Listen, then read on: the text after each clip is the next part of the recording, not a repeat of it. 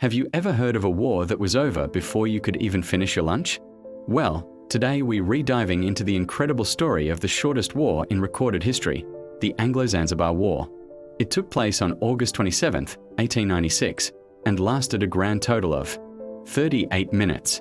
Yes, you heard that right, 38 minutes. So, how on earth did a war start and end so quickly? Let's rewind and find out.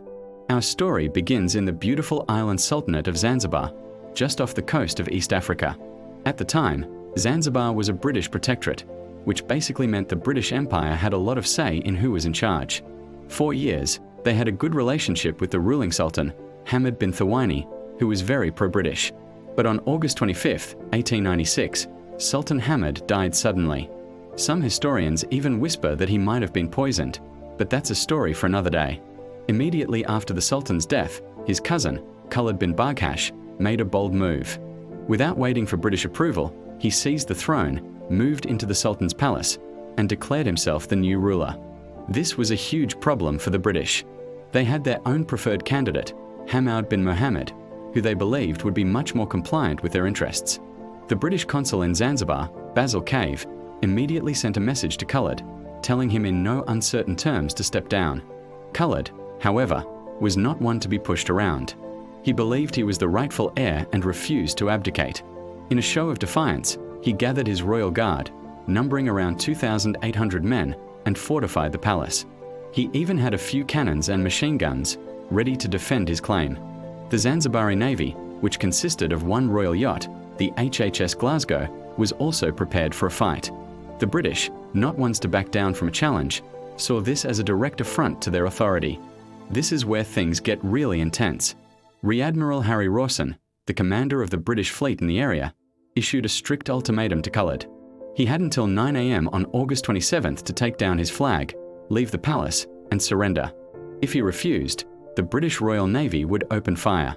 Khalid, perhaps underestimating the British resolve or overestimating his own strength, decided to call their bluff. He sent a reply saying he did not believe the British would actually attack. He was wrong. As the clock ticked past 9 a.m. on that fateful morning, the deadline came and went.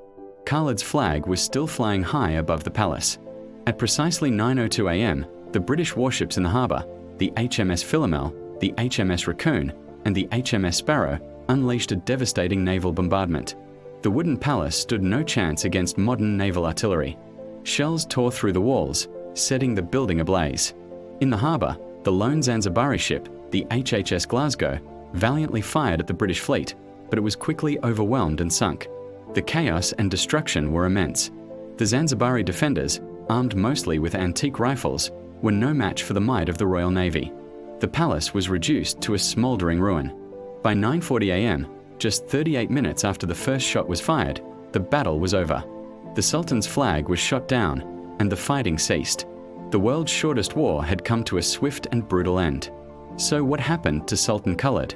He managed to escape the burning palace and sought refuge in the German consulate. The Germans eventually helped him flee to mainland Africa, where he lived in exile.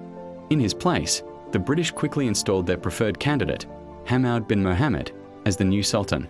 This event effectively ended Zanzibar's sovereignty and solidified British control over the region for decades to come.